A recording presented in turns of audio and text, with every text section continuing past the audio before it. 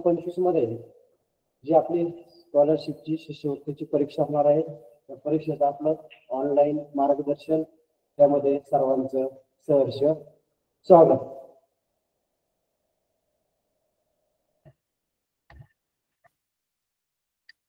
ज्यांचं मार्गदर्शन ज्यांची प्रेरणा आहे असे सगळे आपले सन्माननीय मार्गदर्शक अधिकारी वृंद आणि मी स्वतः आज 13 डिसेंबर 2024 मिशन आरंभ शिष्यवृत्ती ऑनलाईन मार्गदर्शन मी स्वतः शहाराम दत्तीगड जिल्हा परिषद प्राथमिक शाळा टाकळीकडे केंद्र आढळगाव तालुका श्रीगोंदा. आज जे घटक आहेत ते घटक आहेत कोण,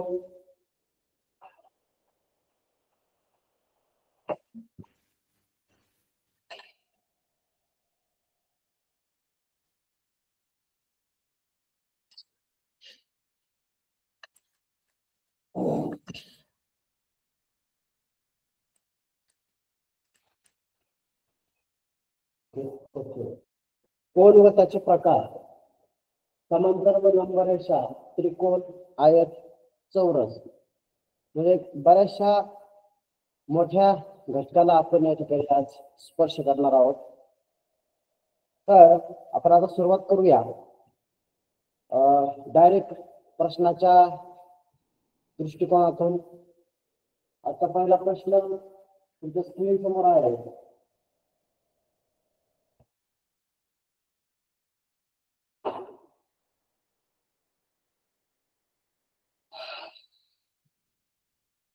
एका कोनाचे माप काटकोनाच्या मापापेक्षा 15 अंशने कमी आहे तर तो कोणत्या प्रकारचा कोन होईल? विद्यार्थी मित्रांनो, काटकोन, लघुकोन, विशाल कोन हे कोनाच्या मापानुसार होणारे अंशात्मक मापानुसार होणारे कोनाचे प्रकार आपल्याला माहिती आहेत. आणि मग एका कोनाचं माप काटकोनाच्या मापापेक्षा 15 अंशने कमी आहे तर तो कोणत्या प्रकारचा कोन आहे अशा पद्धतीचा प्रश्न आहे. मग एका कोनाचं माप पण काटकोनाच्या मापापेक्षा, मग काटकोनाचं माप आपल्याला माहित आहे. काटकोनाचं माप आहे 90 अंश, बरोबर. आणि 15ने कमी आहे म्हणजे 90 अंश पेक्षा कमी आहे. कितीने? 15ने कमी. ने कमी, ने जास्त, बरोबर. अशी संख्या असतात. कमी असेल तर त्या ठिकाणी वजाबाकी ठरवली आहे. आणि ने जास्त असं जर शब्द असतील, असं वर्डिंग असेल तर बेरीज ठरली आहे, बरोबर. मग 15 अंशने कमी आहे म्हणजे या 90 पेक्षा तो 15ने कमी आहे. 15ने कमी आहे. 90 मधून 15 आपल्याला कमी करायचे आहे. आता ही जी वजाबाकी आहे ही वजाबाकी आपल्याला इकडून इकडे दशक मोठा करून घ्यायचा आणि मग करायची. एवढा वेळ आपण न घालवता आपल्याला जर वजाबाकीची क्रिया चांगली येत असेल तर 90 मधून 15 वजा केल्यानंतर 75 होतात, बरोबर. म्हणजे 75 अंशाचा तो कोन होतोय. आणि 75 अंशाचा कोन असेल तर त्याचा यापैकी पूरक कोन आहे का, काटकोन आहे का, विशाल कोन आहे का, लघु कोन आहे का हे आपल्याला पाहायचं, बरोबर. मग आता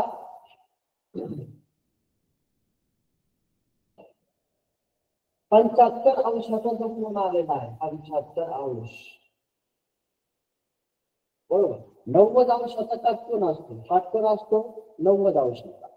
काटकोनापेक्षा लहान जे सर्व कोन असतात ते असतात लघु. लहान म्हणजे लघु कोन. आणि काटकोनापेक्षा जो मोठ्या किंवा जास्त मापाचा असतो तो असतो विशाल कोन. म्हणजे काटकोनाच्या मापापेक्षा 15 अंशने कमी आहे म्हणून तो लघु कोन आहे. पर्याय क्रमांक 4 या ठिकाणी उत्तर आहे. एकदा अशा प्रकारचे रिव्हिजन करायचे आहे की काटकोन, लघुकोन, विशाल कोन, सरळ कोन, प्रविशाल कोन यांची जी माप आहेत ती माप एकदा काळजीपूर्वक तुम्ही समजून घेतली पाहिजे, ती लक्षात ठेवली पाहिजे, जेणेकरून परीक्षेला सामोरं जात असताना तुम्हाला परीक्षेतील प्रश्न सोडवण्यासाठी या सगळ्या माहितीचा खूप उपयोग होणार आहे. बरोबर. तर पुढचा प्रश्न पाहूया आपण. Next question.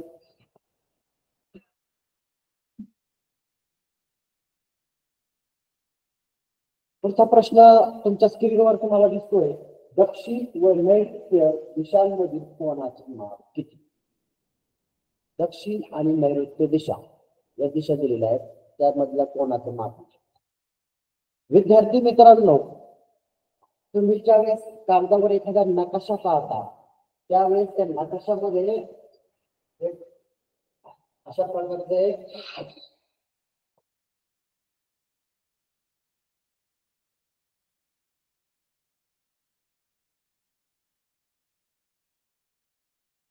प्रकारचे एक दिशादर्शक चिन्ह दाखवलेलं असतं, दिशादर्शक बाण दाखवलेला असतो.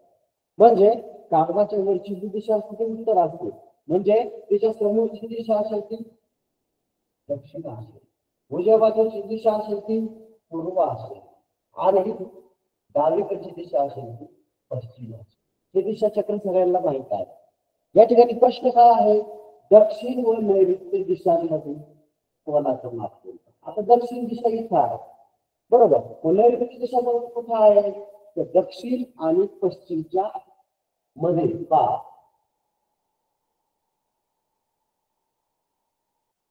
अशा पद्धतीने. मग इथं आग्नेय आहे, नैऋत्य, वायव्य आणि ईशान्य हे साधारण दिशा चक्र आपल्या सर्वांना माहित आहे, बरोबर.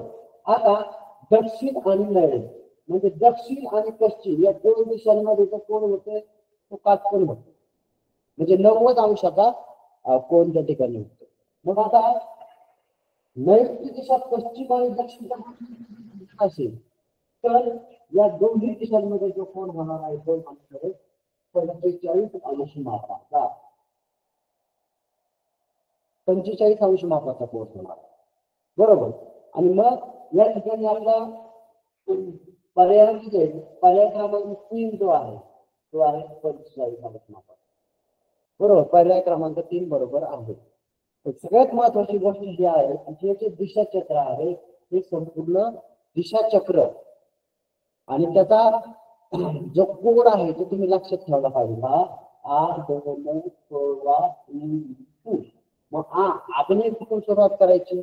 पूर्व आणि दक्षिणच्या मध्ये, म्हणजे त्यात आठही दिशा आपल्याला एका क्रमाने आणि क्लॉक वाईज होतील.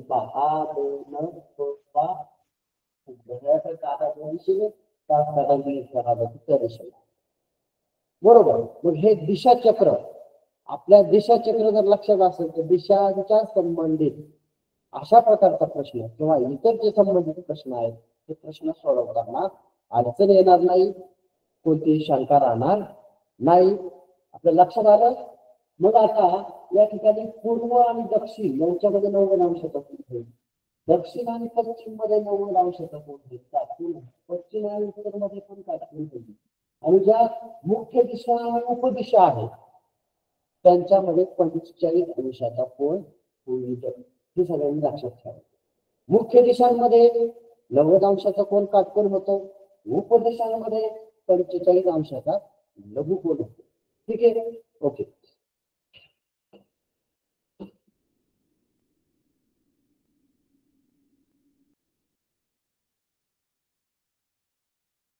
सकाळी 6 वाजता घड्याळाच्या दोन्ही काट्यांमध्ये किती अंशांचा कोन तयार होतो? पहिला पर्याय 90 अंश, दुसरा 180 अंश, तिसरा 120 अंश, चौथा पर्याय आहे 100 अंशाचा कोन.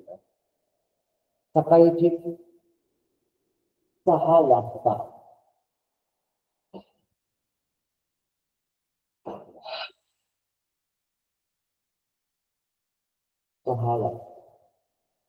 मग 6 वाजता म्हटल्यानंतर घड्याळाचं चित्र आपल्या डोळ्यासमोर उभं राहिलं पाहिजे किंवा आलं पाहिजे, किंवा तुमच्याकडे उपलब्ध असलेल्या त्या कागदावरून जी कच्च्या कामासाठी जागा असते त्या ठिकाणी तुम्हाला पटकन जसं जमेल तसं घड्याळ काळ सांगितले. काही सेकंदामध्ये इथं 12 वाजले 6 3 आणि 9 काही सेकंदामध्ये करता आले पाहिजे. इथे सेंटर पकडून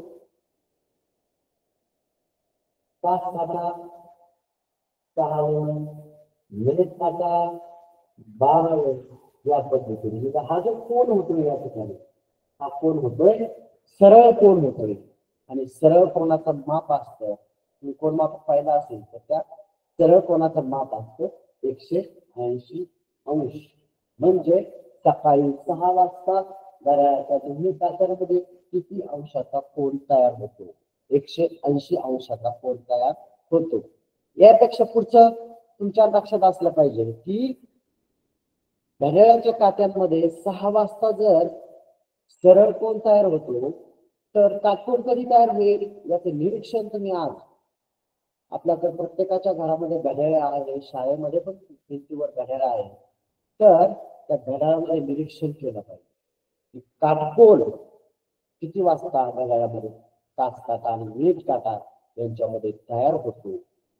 आता तुम्ही उत्तर देणार की 3 वाजता तयार होतो, 9 वाजता तयार होतो, पण इतर आणखी किती वेळा काटकोन तयार होतो याचं निरीक्षण करा आणि घड्याळाच्या संबंधित अंशात्मक जे प्रश्न येतात दोन्ही काट्यांमध्ये असलेला अंशात्मक अंतराबाबत त्या प्रश्नांचा अधिकाधिक सराव होणं गरजेचं आहे. आता या ठिकाणी आपण पुढचा प्रश्न पाहणार आहोत.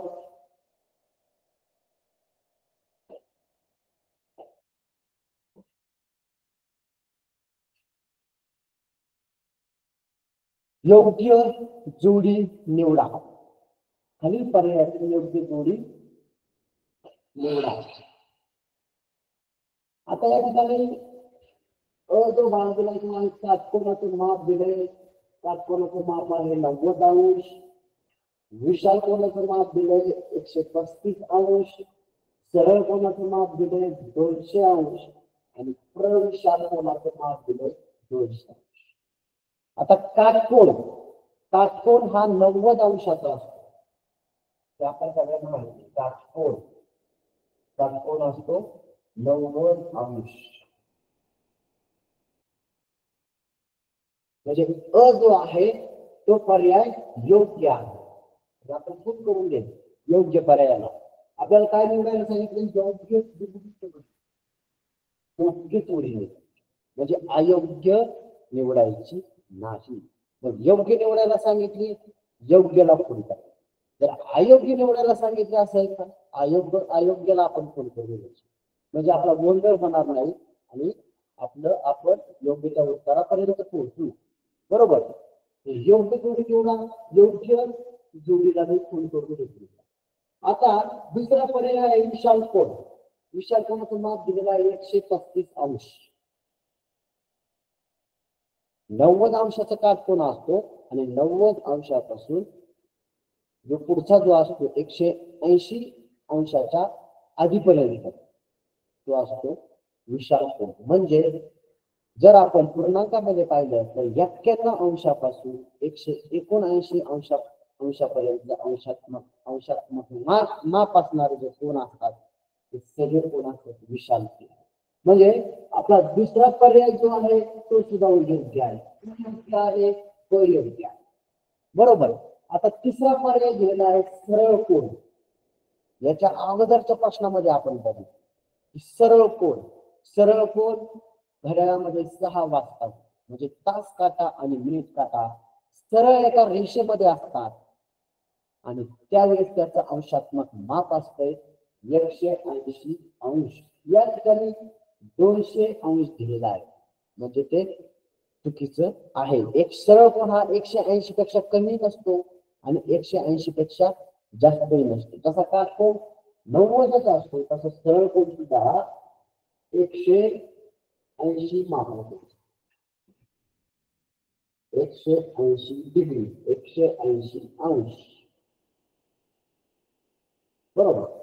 आता म्हणजे ही जोडी योग्य आहे का 180 पाहिजे म्हणून ही जोडी योग्य नाही. आपण योग्य गोष्टीलाच खून करायचं, अयोग्यला खून करायची नाही. प्रविशाल कोण. मग आता प्रविशाल कोण हा एक कोणाचा प्रकार आहे तो माहिती असला पाहिजे. म्हणजे 180 ज्या कोणाचं माप 180 पेक्षा जास्त आणि 360 पेक्षा कमी असा जो कोण असतो तो प्रविशाल कोण असतो. आणि या ठिकाणी प्रविशाल कोणाचं माप दिलेलं आहे ते 200 अंश दिलेलं आहे. मग प्रविशाल कोणाचं माप हे 200 अंश असू शकतं, असतच, म्हणून सुद्धा योग्य. म्हणजे योग्य पर्याय कोण झाले. फक्त अबद आपल्याला काय शोधायचे. फक्त अबद, फक्त अबद आहे. फक्त अबद आहे का नाही. फक्त अबद पर्याय क्रमांक 3. पूर्वी काही वर्षापूर्वी ज्यावेळेस शिष्यवृत्ती परीक्षा किंवा इतर परीक्षा व्हायच्या त्यावेळेस सरळ 4 ऑप्शन दिलेले असतात. आता काय केलं जातं, अशा प्रकारचे 4 ऑप्शन दिले जातात. त्यातले 2 ऑप्शन बरोबर असतात, 3 ऑप्शन बरोबर असतात, एखादाच ऑप्शन बरोबर असतो आणि खाली मग परत पहिला ऑप्शन फक्त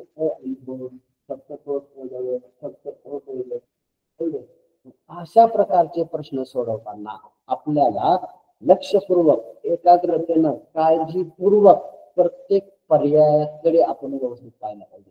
अगोदर आपण आपलं उत्तर तयार केलं आणि उत्तर तयार झाल्यानंतर आपलं उत्तर कोणकोणत्या पर्यायामध्ये बसते याचा एक काळजीपूर्वक जर आपण विचार केला तर तुमच्या निश्चितपणे लक्षात येणार आहे.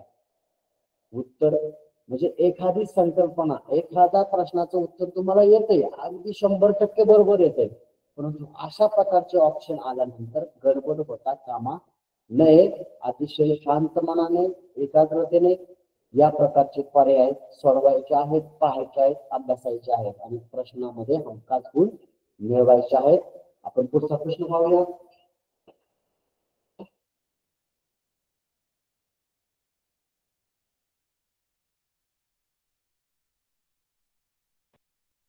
प्रतल डॅश असते. छोटस वाक्य.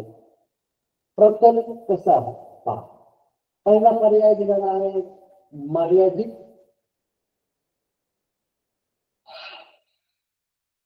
अ आहे मर्यादित, ब अमर्याद, क अनंत बिंदूंचा संच आणि ड सर्व पर्याय बरोबर.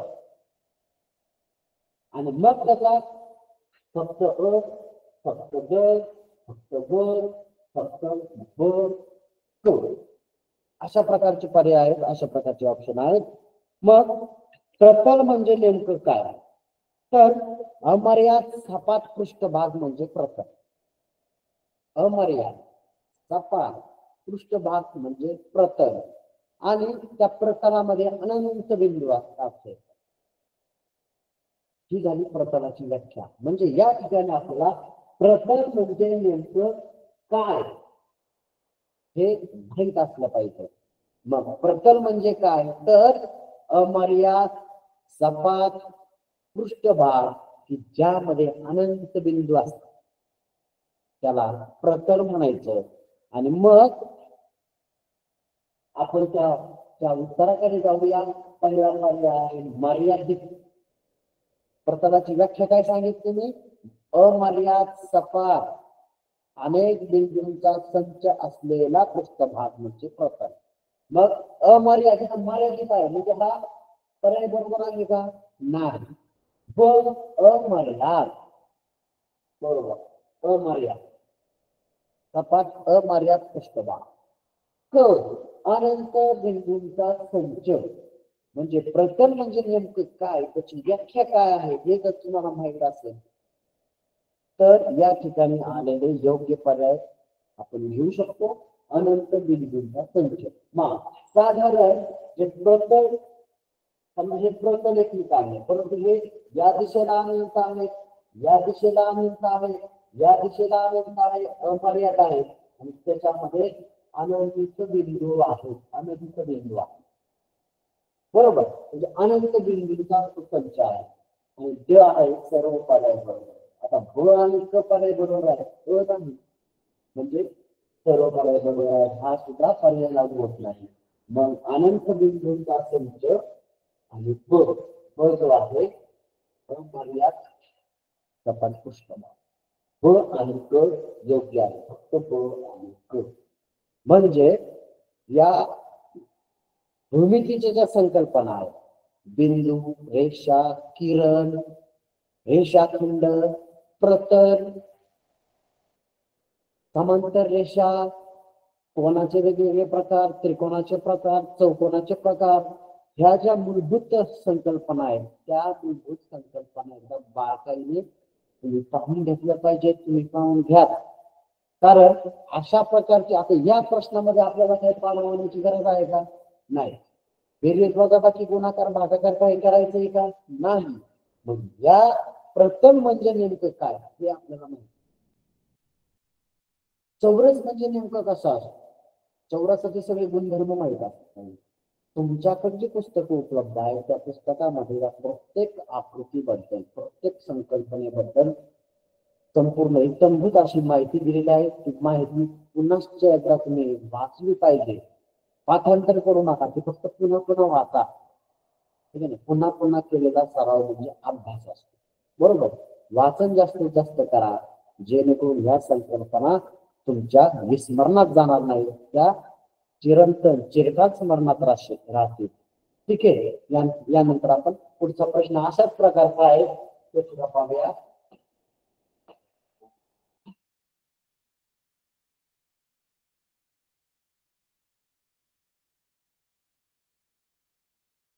प्रश्न स्क्रीनवर दिसतोय तो वाचून घ्या.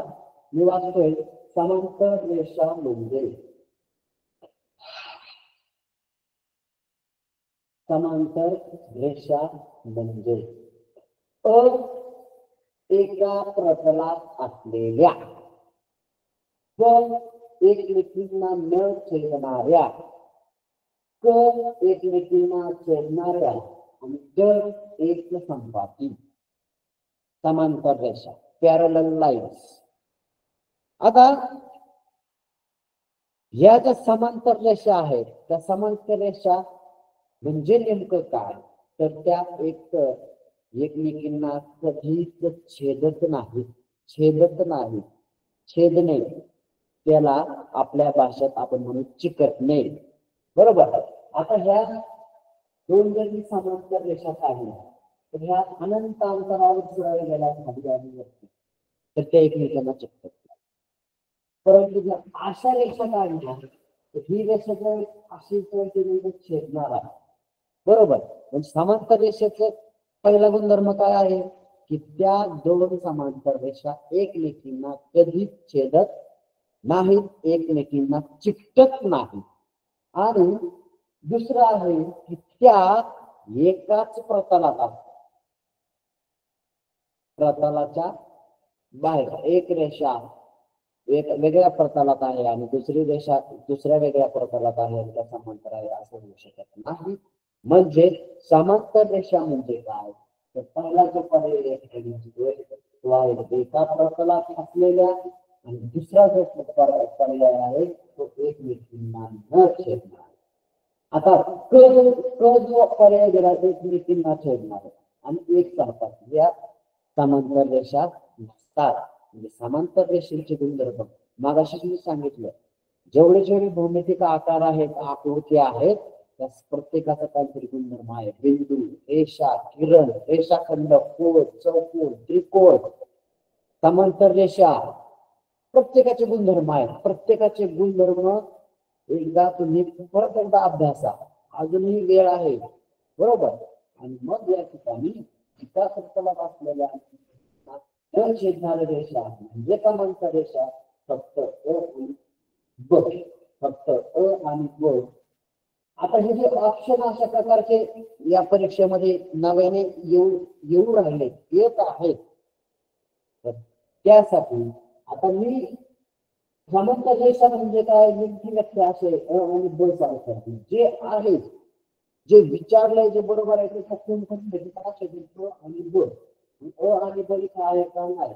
आहे का आहे पर्याय तीन मध्ये अंक क पण दिलेला आहे म्हणजे क असू शकत नाही आणि फक्त ड असूच शकत नाही म्हणजे फक्त पर्याय क्रमांक दोन या पर्यायाचा गोल व्यवस्थित रांगायचा आहे समांतर रेषेच्या संबंधात किंवा समांतर रेषे या घटकावर आधारित अधिकाधिक प्रश्न कारण या ठिकाणी आपल्याला कोणतीही गणिती क्रिया करायची नाही आपल्याला फक्त त्याचं निरीक्षण करायचंय आणि तुम्ही जे त्याचे नियम शिकलेला आहात किंवा वाचणार आहात त्या नियमांमध्ये फक्त पाहायचं आणि योग्य उत्तर म्हणजे 75 प्रश्न सोडवण्यासाठी 90 मिनिटाचा जो वेळ आहे तर अशा स्वरूपाचे प्रश्न एक 10-20 सेकंदामध्ये तुम्ही सोडवू शकता आणि जे कठीण स्वरूपाचे प्रश्न आहेत ज्या ठिकाणी जास्त आकडेमोड करायची आहे थोडासा विचार करावा लागणार आहे त्या प्रश्नाला वेळ मिळणार आहे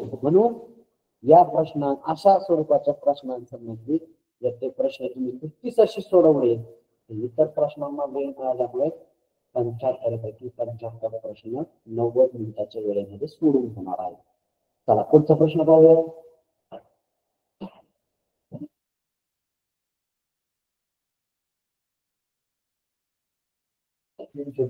थोडी मोठी झाली बघा दोन समांतर रेषा एकमेकांना किती बिंदू छेदतात मग असं त्याच्या अगोदरचा जो प्रश्न झाला त्याच्यामध्ये आपण शिकलेलो आहोत किंवा तुम्ही अगोदर शिकलेला आहात काय समांतर रेषेचा गुणधर्म काय माहित आहे ते एकमेकांना कधीच छेदत नाही हे पक्क आपल्याला माहिती आहे बरोबर याचं ज्ञान आहे की समांतर रेषा एकमेकांना कधीच छेदणार नाही परंतु प्रश्न दिला दोन समांतर रेषांना रेषा एकमेकांना किती बिंदू छेदतात बघा तर कधीच छेदत नाही तरी सुद्धा प्रश्न आहे किती बिंदू छेदतात 1 2 अनंत यापैकी नाही समांतर रेषा दोन समांतर रेषा एकमेकांना कधीच छेदत नाही त्यामुळे किती बिंदू छेदतात किती बिंदू छेदतात अशा पद्धतीने ज्यावेळेस प्रश्न विचारला जातो हा प्रश्न तिथे तर छेदतच नाही परंतु किती बिंदू छेदतात यापैकी नाही म्हणजे एकाही बिंदूचा छेदत नाही समांतर रेषेच्या संदर्भात हे वैशिष्ट्य महत्वपूर्ण आहे आता पुढचा प्रश्न आहे सोबत दिलेल्या आकृतीवरून कोण ए चे माप शोधा ही जी आकृती आहे या ठिकाणी हिरव्या रंगाची आकृती दिसते आणि त्रिकोण आहे ए बी सी आणि या ठिकाणी माप दिले या कोणाचं बी कोणाचं माप दिले 50 अंश सी कोणाचं माप दिले 50 अंश आणि मग हा ए कोणाचं माप किती आहे ते विचारलेलं आहे मग आता त्रिकोणाचे गुणधर्म त्रिकोणाला 3 बाजू असतात त्रिकोणाला 3 शिरोबिंदू असतात आणि त्रिकोणाला 3 कोण असतात त्रिकोणाच्या तीनही कोणाच्या मापांची बेरीज 180 अंश असते हे त्रिकोणाचे गुणधर्म आहे बरोबर मग आता या ठिकाणी आपल्याला या त्रिकोणामध्ये दोन कोणांचं माप दिले तिसऱ्या कोणांचं माप विचारलेलं आहे मग त्रिकोणाच्या तीनही कोणांच्या मापांची बेरीज जी असते ती असते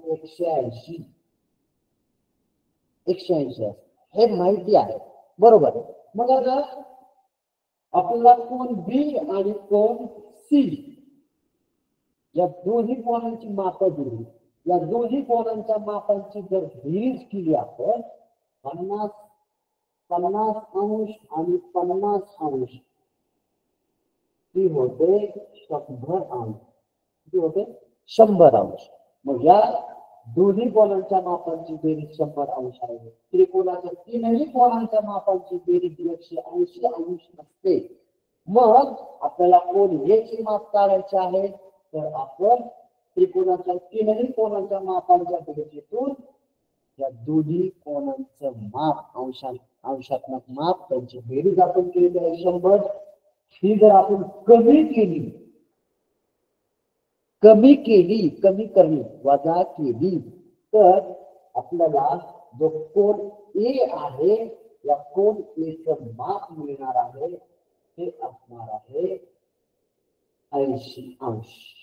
आता 80 अंश पर्याय पहिला 50, दुसरा आहे 100 अंश, तिसरा आहे 180 अंश, चौथा आहे 80 अंश.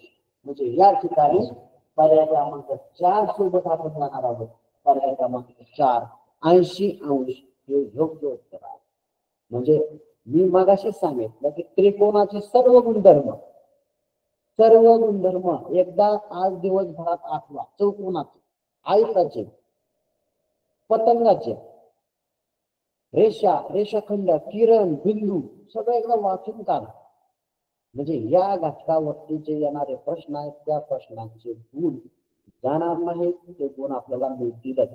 ठीक आहे. त्रिकोणाचा कोणाचं माप 180 अंश असतं हे लक्षातच ठेवायचं आहे. त्यानंतर पुढचा प्रश्न आहे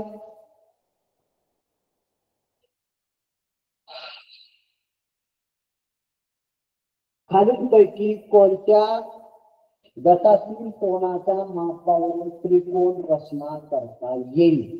त्रिकोण रचना. त्रिकोण म्हणजे काय? 3 बिंदू जोडणाऱ्या 3 रेषा. मग तो कसंही काढू शकतो आपण, नाही का? असा पण त्रिकोण असू शकतो,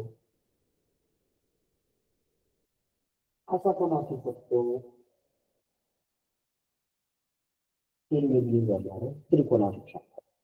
बरोबर आहे. मग आता या ठिकाणी जो प्रश्न दिला आहे की कोणत्या गटातील कोणांच्या मापावरून त्रिकोण रचना करता येईल? मग त्रिकोण रचना करण्यासाठी त्रिकोणाचा महत्वाचा गुणधर्म त्रिकोणाच्या तीनही कोणांच्या मापावरील बेरीज 180 अंश असली पाहिजे. 180 अंश असली पाहिजे तिन्ही कोणांचा माप. मग या ठिकाणी जे पर्याय दिले ते आपण पाहूया. पहिल्या पर्यायामध्ये 45 अंश, 70 अंश आणि 65 अंश या तिघांची बेरीज आपल्याला करायची. या तिघांची बेरीज करून पाहिजे. 40 अंश, 70 अंश आणि 65 अंश.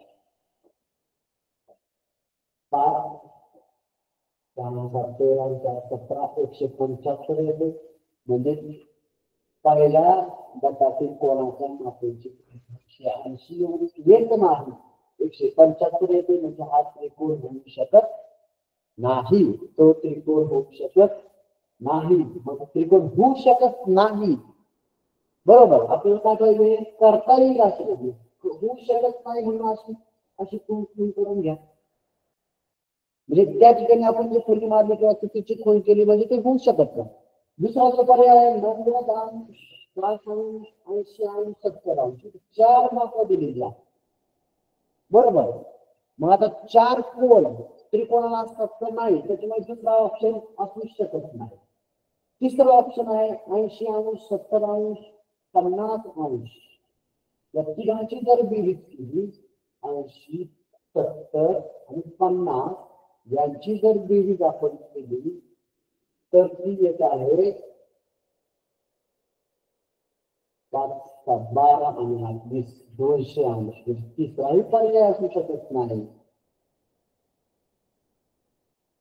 आणि चौथा जो पर्याय आहे तो आहे 32 अंश, 63 अंश, 85 अंश.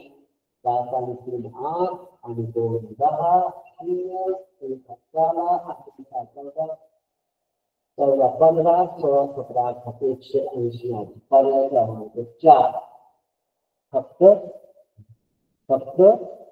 आपल्याला दोन आपण किती, बरोबर. म्हणजे फक्त ड असा विचार केला तर हा ड आहे. फक्त ड बरोबर आहे. म्हणजे त्रिकोणाचं अंशात्मक माप हे 180 अंश असतं. हे लक्षात ठेवणं गरजेचं आहे. याच आधारावर दुसरा एक प्रश्न आहे तो आपण पाहूया.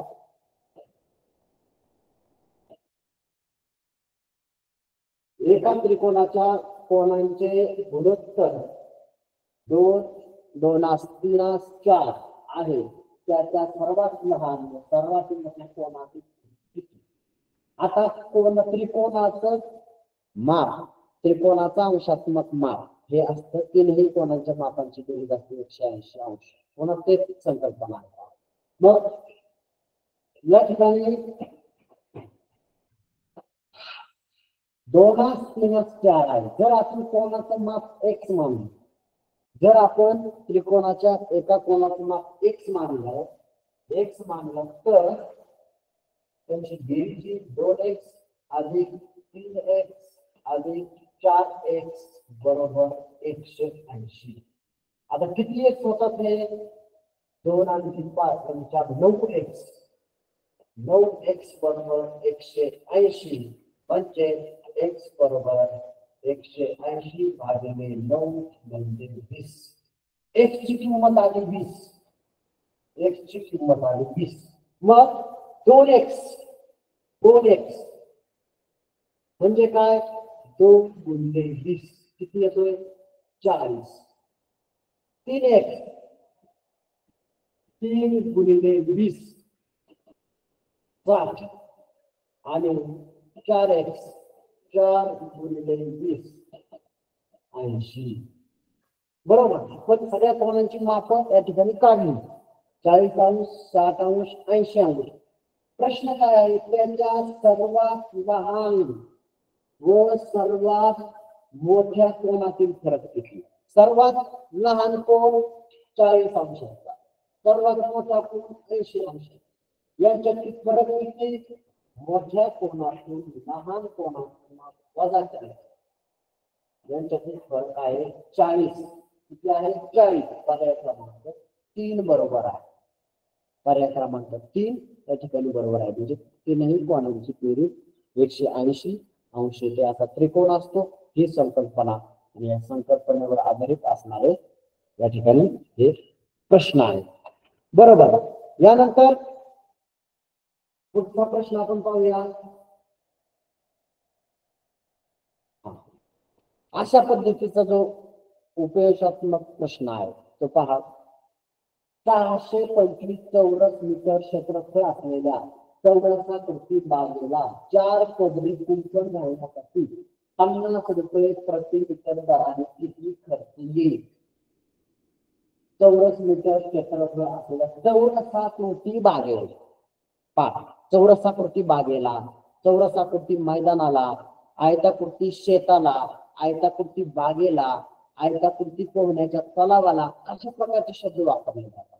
मग जी आकृती सांगितलेली आहे ती आकृती तुम्ही तुमच्याकडे उपलब्ध असलेल्या कोऱ्या जागेवर या ठिकाणी चौरस, एक कच्चा चौरस आपल्याला काय आला पाहिजे, म्हणजे असं जाणवलं पाहिजे की चौरस आहे. आणि मग या चौरसाकृती बागेला 4 पदरी कुंपण घालायचे. या बागेचे क्षेत्र किती आहे? क्षेत्र आपला एरिया आहे तो आहे 625 स्क्वेअर मीटर, चौरस मीटर. घालण्यासाठी 50 रुपये प्रति मीटर दराने. मग आता कुंपण कडेने, बरोबर, आपल्याला दिलं क्षेत्र दिले, आतलं क्षेत्र दिले, आतल्या भागाचं आपल्याला माप दिलं. जे कडेचं आतल्या भागाच्या मापावरून कडेचं माप चौरसाचं आपल्याला काढता येईल. कारण आपलं सूत्र लक्षात असलं पाहिजे. सूत्र आहे चौरसाचे क्षेत्रफळ, चौरसाचे क्षेत्रफळ बरोबर बाजूचा वर्ग. चौरसाचं क्षेत्रफळ किती दिलेलं आहे? चौरसाचं क्षेत्रफळ दिलेलं आहे 625 चौरस मीटर आणि बाजूचा वर्ग. मग बाजू किती आहे? तर जो वर्ग आहे तो या इक्वल चिन्हाच्या डाव्या बाजूला आलेला वर्गमूळ 625 वर्गमूळ किती? मग 625 वर्गमूळ किंवा 625 ही संख्या कशाचा वर्ग आहे? तुमच्यासाठी सांगतो, 1 पासून 30 पर्यंतचे वर्ग आणि घन पाठ करून ठेवायचे. 1 पासून 30 पर्यंतचे वर्ग, कोणत्या संख्येचा वर्ग विचारला तर तो लक्षात असला पाहिजे, घन सुद्धा लक्षात असला पाहिजे. मग आता इथं वर्गमूळ काढत बसायचं का नाही. 625 चा जो वर्गमूळ आहे ते आहे 25. किती आहे 25. मग या चौरसाची बाजू आली 25 मीटर. या चौरसाची बाजू किती आली, बाजू 25 मीटर आली. ही बाजू 25 आहे, ही 25 आहे, ही 25. चौरसाची चारही बाजू समान लांबीच्या असतात. मग 4 पदरी कुंपण घालायचे. 1 पदरी कुंपण घालायचं म्हणजे त्याच्या चौरसाची परिमिती. मग चौरसाची परिमिती म्हणजे काय, बाजू गुणिले 4. बाजू किती आहे 25 गुणिले 4. चौरसाच्या परिमितीचं सूत्र बाजू गुणिले 4. बाजूची लांबी जेवढी आहे त्याची चौपट करायची, म्हणजे 25 अधिक 25 अधिक 25 अधिक 25 म्हणजे 25 4 वेळा, म्हणजे 25 गुणिले 4 100. 25 100 मीटर. 100 मीटर. 1 पदरी कुंपण घालायला 100 मीटर. तर 4 पदरी कुंपण घालायला जी लागणार आहे, तार असेल दोरे असेल ते लागणार आहे 400. आणि प्रति मीटर दर जो आहे तो 50 रुपये आहे. प्रति मीटर दर आहे 50 मीटर. खर्च 50 रुपये खर्च आहे. आणि मग हा गुणाकार करायचा. 1 2 3 3 शून्य लिहून घ्या आणि 5 चौक 20 एवढा खर्च त्या चौरसाकृती बागेला 4 पदरी कुंपण घालण्यासाठी देणार आहे. 20,000 रुपये. 20,000 पर्याय दिसतोय. 22,000 20,000 पर्याय क्रमांक 2. म्हणजे अशा प्रकारचे जे अशा प्रकारचा एक प्रश्न येतच असतो, येणारच आहे. या प्रश्नाची तयारी अशा पद्धतीचे अनेक प्रश्न तुमच्याकडे उपलब्ध असतील, त्यांची तुम्ही तयारी करायची आहे. या ठिकाणी पुढचा प्रश्न आपण पाहूया.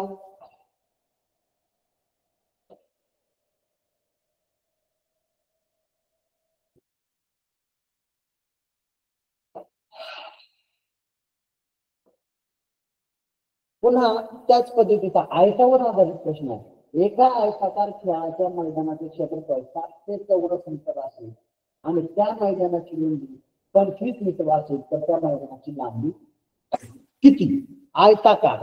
मग आयत, एक छोटासा आयत अशी आकृती काढायची की ती आयत वाटली पाहिजे तुम्हाला सुद्धा. बघा आयत काढला. खेळाचं क्षेत्रफळ, मैदानाचं क्षेत्रफळ आहे 700 चौरस मीटर. 700 चौरस मीटर आहे क्षेत्रफळ. आतला भाग, आतला एरिया 700 चौरस मीटर आहे.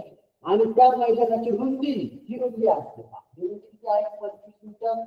ही रुंदी आहे 25 मीटर.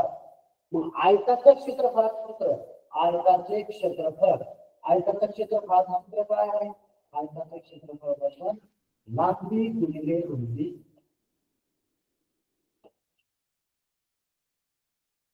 क्षेत्रफळ किती दिलेलं आहे 700 चौरस मीटर. सूत्रामध्ये ज्या त्या ठिकाणी त्याच्या किमती टाकून घ्यायच्या. 700. लांबी दिलेली आहे का, नाही, लांबी दिलेली नाही. लांबी आपल्याला काढायची आहे. आणि रुंदी किती दिलेली आहे 25 मीटर. आणि मग लांबी इकडे उजव्या बाजूला ठेवायची आहे. 25 ने इकडे गुणलेला आहे, म्हणजे 700 ला 25 ने भागायचं आहे. 700 ला 25 ने भागायचं आहे. अतिसंक्षिप्त रूप अजून घटक. या ठिकाणी आपण भागाकार करून बसायचं आहे या पद्धतीनं. 700 भागिले 25 भागाकार असा भागाकार येत असेल सगळ्यांना. आता हा आपण शिकून घ्यायचा. 25 ने 70 ला भागायचा. 25 जुने 50, 70 मध्ये 20 उरले आणि 20 च्या वर शून्य लिहिलं 200 होतं. 25 28 28. लांबी किती आली 28 मीटर. लांबीचं माप आलंय 28 मीटर. या ठिकाणी सगळे पर्याय जे आहेत ते सेंटीमीटर आहे, सेंटीमीटर, सेंटीमीटर, सेंटीमीटर. मग आपल्याला 28 मीटरचे सेंटीमीटर करावं. या ठिकाणी 1 मीटर म्हणजे 100 सेंटीमीटर. 1 मीटर म्हणजे 100 सेंटीमीटर. हे लक्षात असलं पाहिजे, असलंच पाहिजे. आणि मग एका मीटरचे 100 सेंटीमीटर तर 28 मीटरचे किती सेंटीमीटर? 2800 सेंटीमीटर. 2800 सेंटीमीटर. पर्याय क्रमांक 3 हे योग्य उत्तर आहे. 2800 सेंटीमीटर. चौरस, आयत, कुंपण, 4 पदरी, 3 पदरी, 2 पदरी त्याचा खर्च, अशा पद्धतीचे प्रश्न इथून मागच्या प्रश्नपत्रिकेमध्ये बऱ्याचदा आलेले आहेत. याच्यामध्ये नवीन काय येऊ शकतं याचा विचार करून अधिकाधिक सरावावर तुम्ही आता लक्ष केंद्रित करायचं आहे. यानंतर पुढचा प्रश्न पाहूया. असा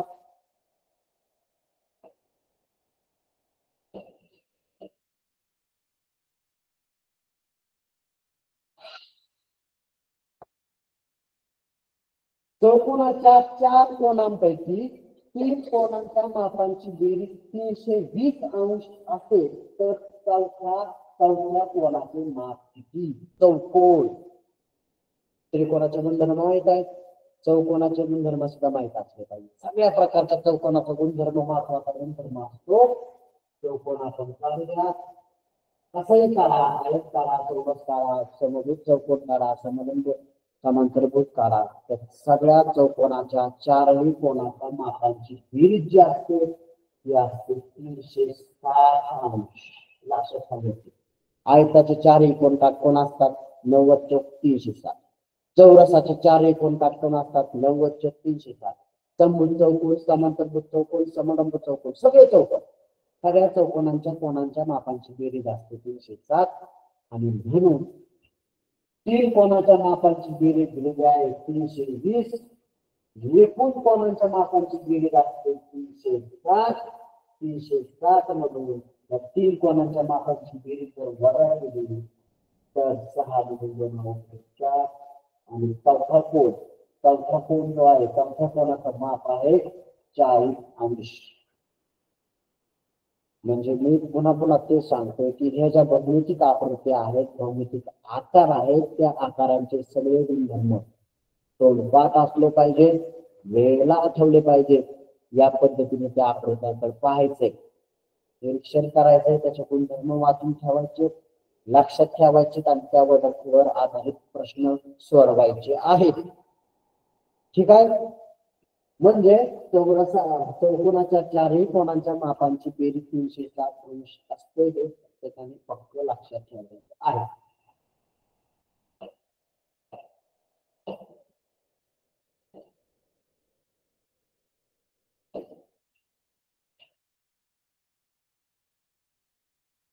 आपल्या स्क्रीनवर हा एक प्रश्न आहे. आयत PQR. येस, हा जो आयत आहे PQR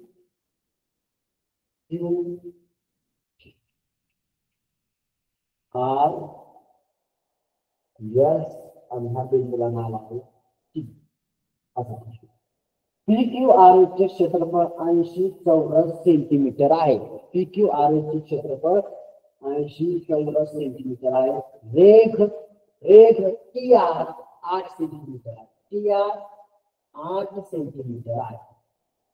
रेघ TR 8 सेंटीमीटर आहे. तर आकृतीची परिमिती किती?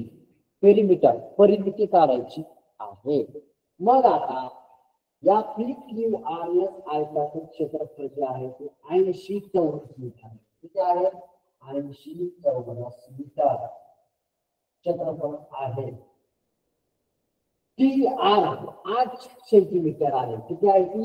8 सेंटीमीटर. म्हणजे या ठिकाणी ही जी एक रेषा आहे ती रेषा काय दाखवते की TR चे जे माप आहे तेवढंच माप PQचं आहे, तेवढंच माप QRचं आहे, तेवढंच माप PS या रेषेचं आहे. सगळ्या ह्या ज्या रेषा आहेत त्या 8 सेंटीमीटर लांबीच्या आहेत. बरोबर. मग TR 8 सेंटीमीटर असेल म्हणून PS सुद्धा 8 सेंटीमीटर आहे.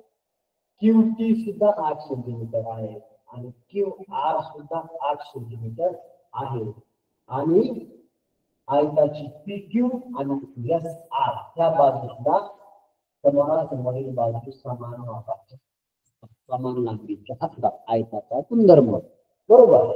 मग आता या आयताचे क्षेत्रफळ आहे 80 चौरस सेंटीमीटर, बाजू TR 8 सेंटीमीटर आहे म्हणजे QR सुद्धा 8 सेंटीमीटर आहे, PS सुद्धा 8 सेंटीमीटर आहे म्हणजे रुंदी आहे. आपल्याला या ठिकाणी लांबी PQ आणि SR यांची लांबी माहिती नाही की अगोदर लांबी आपल्याला क्षेत्रफळावरून काढायची आहे. 80 गुणिले 80 क्षेत्रफळ आयताचे क्षेत्रफळ लांबी गुणिले रुंदी. पण लांबी 80 आहे, लांबी 80 आहे, सॉरी क्षेत्रफळ 80 आहे, लांबी आपल्याला माहित नाही आणि रुंदी आपल्याला माहिती झालेली आहे 8 सेंटीमीटर. मग लांबी आपल्याला काढायची आहे ते उजव्या बाजूला ठेवायचे. 80 क्षेत्रफळ 8 मधून गुणलेला आहे, इकडे भागायचे 8 8 8 80 10 सेंटीमीटर आहे लांबी म्हणजे ही लांबी आहे 10 सेंटीमीटर म्हणून ही लांबी आहे 10 सेंटीमीटर.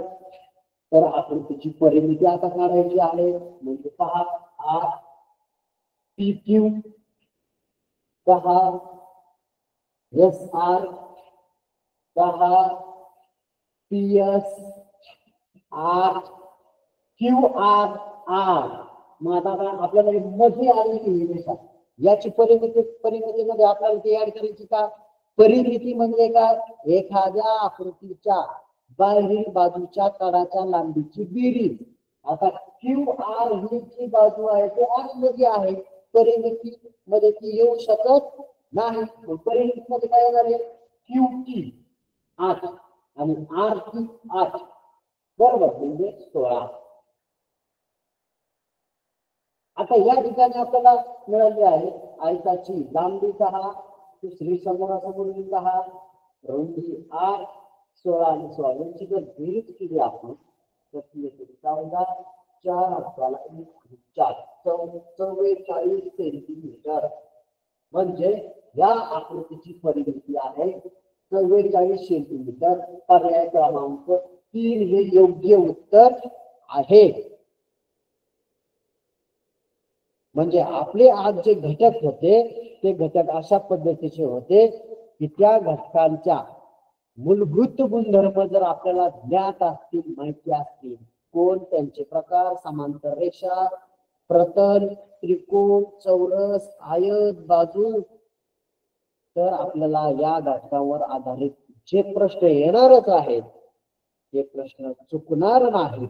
त्या प्रश्नांमधले सगळे मार्क सर्व गुण तुम्हाला मिळणार आहे.